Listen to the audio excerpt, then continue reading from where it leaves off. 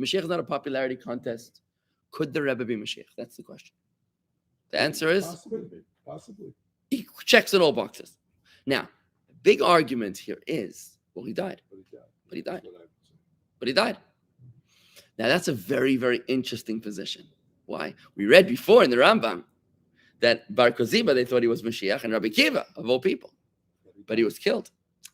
The key here was killed. He was killed for his sins. He was killed for his sins. He was actually very arrogant. He was very arrogant, and he decided that he didn't need to follow Hashem, didn't need to listen to the sages, and he did something very, very bad, and that's why he was killed for his sins. Killed and died is different.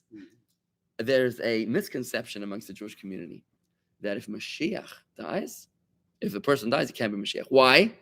Because in the Middle Ages, and this, by the way, comes from Rabbi Yohanan Memebrships, who's the Yaris Zvash. The book, his name of his book is The Forests of Honey, and he was often debating with Christians in the Middle Ages. Very great rabbi in the Middle Ages in Prussia.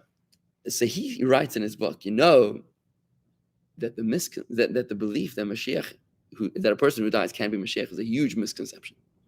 I'm going to quote his words exactly now. We only said that to the Christians in order to lidchotam bekash, in order to push them off with straw.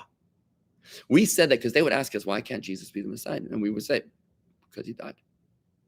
And they were like, oh. But that's not a real argument, because the Talmud says explicitly in Tractate Sanhedrin 98a. What does the Talmud say? It says, who is Mashiach? And the Talmud answers, if he's from the living, then it's Rabbi Yehuda the Prince. But if he's from the dead, it's probably someone like Daniel of the lion's den. That's what the Talmud says. The Talmud says that straight up. If he's dead. So the Talmud says straight up, he could be from the living, he could be from the dead, right? He could be resurrected from the dead. The Talmud says that straight up in Sanhedrin 98a. The whole idea that Mashiach who dies is no longer qualified came from 1,000 years or more of fighting the Christians in these tribunals in front of the kings. And you were not allowed to win the debate. I've spoken about this before. Because if you win the debate, that's treason, you're making fun of Christianity. But if you lose the debate, you got to convert to Christianity. So they had to walk this very fine line. I don't envy them.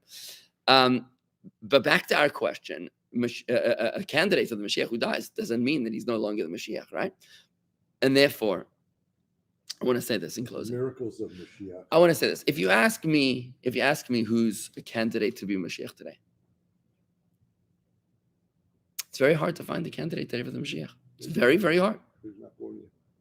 No, there has to be a Mashiach. There has to be a person every generation that he knows that is the sleeper cell. This is from the commentaries of Torah. Sleeper cell that he's ready for Hashem to appoint him to notify him. However, when I think of who could be the Mashiach today, who's going to be the Mashiach? Some author, some TV personality, some radio show host in Israel, Bibi Netanyahu, Donald Trump. Who do you think is from this the Mashiach? Who? Seriously, who do you think? Right? When you look intellectually at these things, personally, I think I would be shocked if it wasn't the Rebbe. I'd be shocked because I don't know anybody that comes close to the Rebbe. It's not. Why isn't? Again, if it's from the living, if it's from the dead. Honestly, but Rob, I don't care. I don't care who it is. Let him come already. That's what I care about. Right. Okay, but that's the confusing. So assume he is the Mashiach. But when the Mashiach comes, certain things happen. That's what I So yeah, exactly. So What do you mean certain things happen? Certain things happen. Like what? What do Who's you the be Mashiach? be specific, please? That's incorrect. What do you mean certain things happen? Can you be specific? No, wrong. That's incorrect. Gan Eden. We don't go to Gan Eden.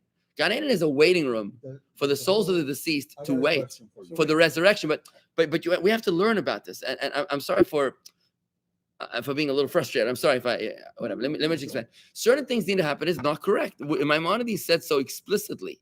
Not a single miracle needs to happen in order for Mashiach to be declared the Mashiach. But by the way, he does continue, and I want to share with you what Maimonides continues to explain to your point. Okay. Here, look. One is but Maimonides is the great codifier of all of Jewish history. He's the first of three upon which the code of Jewish law is founded. I mean, he's like the ultimate legal ruling of all of Jewish history. Maimonides was known as the Mishnah Torah, the second to Torah. Everybody, and in fact, on his tomb, and everybody knows, from Moses until Moses, Maimonides, there was none like Moses. That's what it says. Moshe lo kam Moshe. There's nobody, Jen, that doesn't accept Maimonides. In his days, though, his books were burnt. It's very interesting. There was a lot of opposition.